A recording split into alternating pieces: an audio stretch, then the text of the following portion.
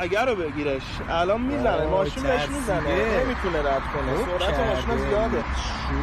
این کیه؟ بول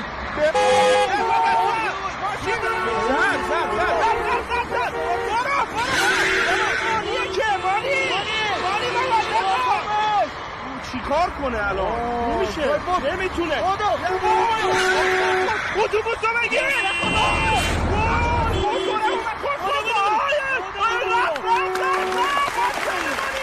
این هفته خبر تو خبر داره براتون از ادامه قمپوزای شیخ فری و خالیبندی‌های همیشگیش برای پوشوندن بحران‌های لاعلاج نظام.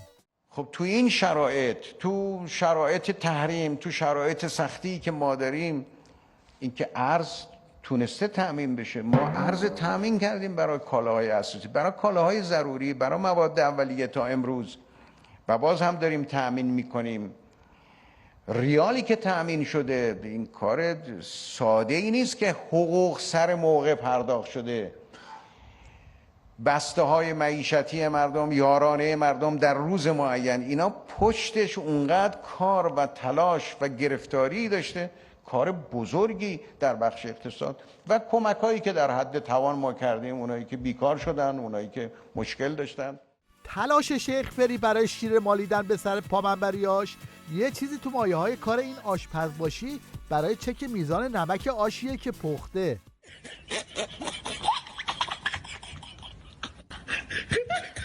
دروغ درمانی در نظام فقط مختص شیخ فری نیست. این بوفالوی ولایت هم اینطوری میخواد به بسیجیات دلخوشی بده. ما انقلابمون تنها به جهان اسلام صادر نشده، انقلاب ما خوشبختانه به تمام جهان صادر شده است. این هم واکنش بسیجی‌ها بعد از شنیدن این روزه های علم الهدی.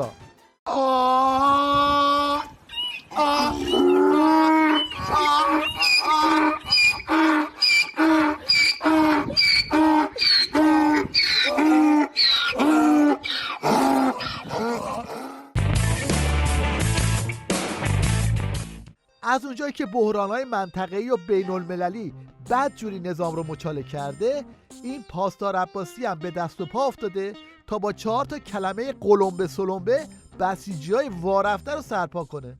تراز خطر ایران برای آمریکا به حد چین و روسیه رسیده. ایران امروز به عنوان یک ابرقدرت برای ایالات متحده تهدید ماهوی و بنیادی در حد چین و روسیه است که تا سال گذشته اینجوری نبود. در گزارش دیگه ای که کاتو منتشر کرده، رسما به رئیس جمهور آمریکا انستیتو کاتو اعلام کرده که حتما با ایران باید مصالحه کنی، درگیر نشی. گزارش هایی که امسال داره منتشر میشه در مرکز مطالعات استراتژیک آمریکا، نگرانی های غرب رو و نگرانی های آمریکا رو از توانایی های استراتژیک ایران نشون میده که یکیش این گزارش CSIS.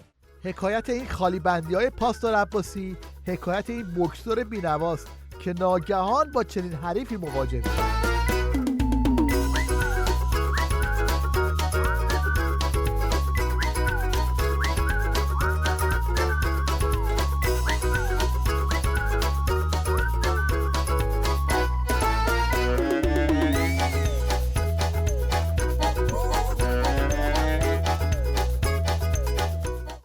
حجت الاسلام سنجاقک هم تو خالی بندی رو دست بقیه زده. اراجیفی به هم میپافه که هرچی بخوام دربارش بگم از طنزش کم میکنه. الان هر ناو آمریکایی وقتی میخواد وارد خلیج فارس بشه دم جزیره بوموسا بعد وایسه ازش میپرسی تو کی هستی. اینا اوایل انگلیسی حرف میزدن، سپاه گفتش که حیفه با فارسی حرف بزنن. یارو اومد و انگلیسی این به فارسی، خلاصه یه دفعه به انگلیسی گفت تا فارسی نگی نمیذارن. مجبور شدن همه ناوهای نظامی انگلیس و اینا همه مترجم گرفتن. وقتی میره اونجا یارو باید فارسی حرف بزنه. یه موقع یه طرحی بود خودمون نتونستیم اجرایش کنیم، گفت از این به بعد بهشون بگیم با لهجه باید جواب بدن. یعنی بیسیمچی ما اگه رشتیه داره رشت گیلکی حرف میزنه اون باید گیلکی جواب بده و الا نمیذاره رد شه. میخواستن این کارو بکنن بعد دیدن از نظر خودمون مشکل داره و الا اگر این کارو میکردیم اینا مجبور بودن که اقسام لهجه های ایران رو آدم بگیرن بذارن اونجا. این میخواد با ما حمله کنه، این میخواد با ما بجنگه. بعد از قطعنامه شورای حکام آخوندا حسابی به دست و پا افتادن و طبق معمول به این پارسای خوابیده رو آوردن.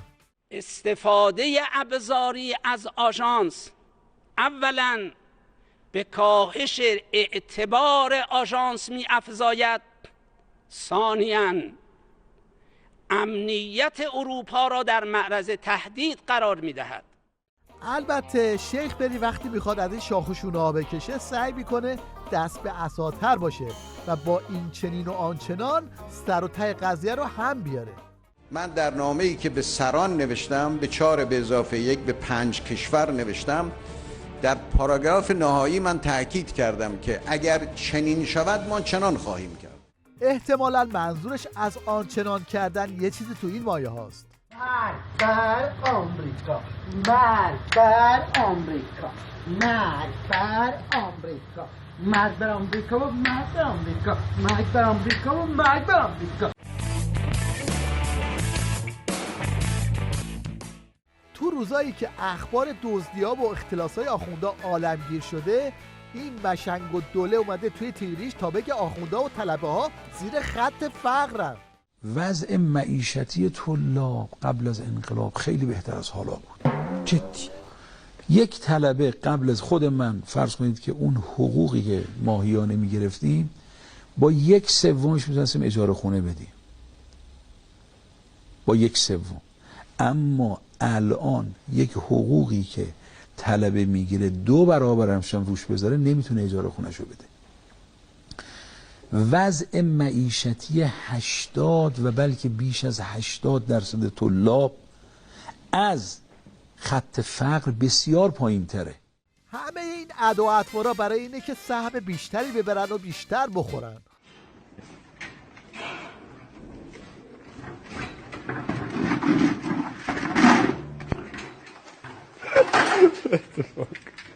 حالا ملاحظه کنید ببینید در جریان جنگ و دعواهای باندیشو چطوری مجبور به اعتراف میشن و به نحوه توزیع حقوقهای نجومی به کارگزارای رژیم اعتراف میکنن. یعنی اینکه در سال 97 دریافتی یک کارمند ساده، کارگر ساده 1,100 بوده. سال 98 میکننش 1,500، یعنی حدود 400 خورده افزایش پیدا میکنه. 36% کارگری، 39% کارمندی افزایش پیدا میکنه. 400 خورده افزایش پیدا میکنه. برای مدیران اینها 21 برابره. یعنی چقدر؟ 9.5 میلیون تومان افزایش پیدا میکنه. یعنی یک کارگر یا کارمند ساده از حقوق 1,100 در سال 97 میاد میشه 1,500 در سال 98. همون زمان یک مدیر این شکلی میاد و حقوقش از 23.5 میلیون تومان خالص دریافتی میشه 32.5 میلیون تومان. باز هم سال جهش تولید و باز هم ابتکارات ویژه در نظام ولایت. مثلا اینجا میخوان با هلیکوپتر آب ببرن تا آتیش رو خاموش کنن، اما هنوز آبو بلند نکرده همش رو خالی میکنن.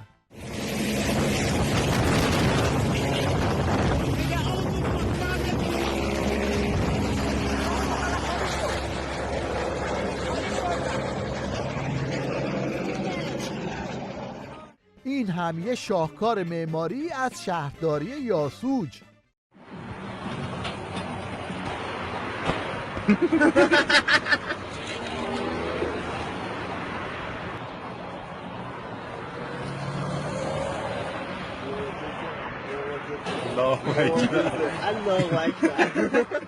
این شما و این آقای ناصری که بی‌ادب میشه و بقیه‌شو خودتون ببینید. آقای ناصری بی‌ادب نباش. شیخ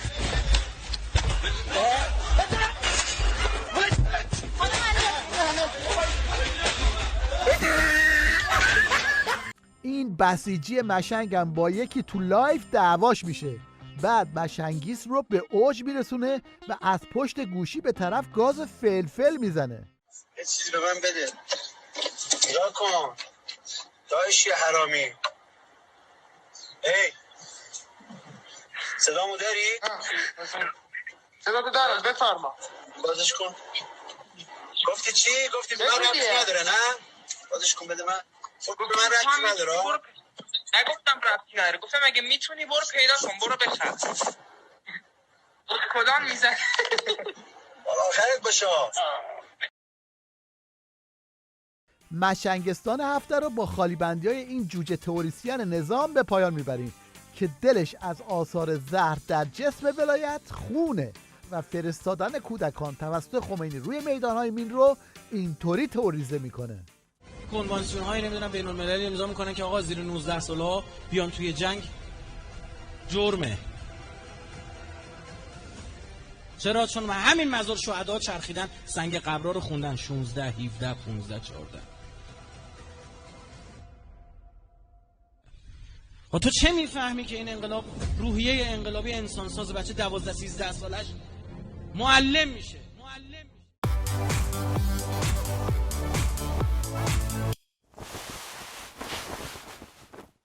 در پایان توجه شما رو به هنرنمایی هموطن دستفروشی جلب میکنیم که با این شیوه ابتکاری از مشتریاش میخواد تا ازش دستمال بخرن.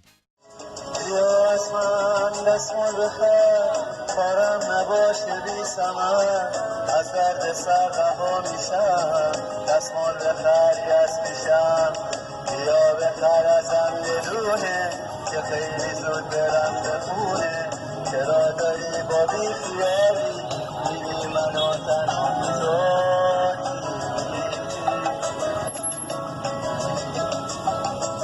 میتونی آرومم کنی خودت همینو میدونی از درد سر رها میشم دستمال بخر یز میشم اگه برام پولی نمونه نمیتونم برم به خونه چرا داری با بی خیال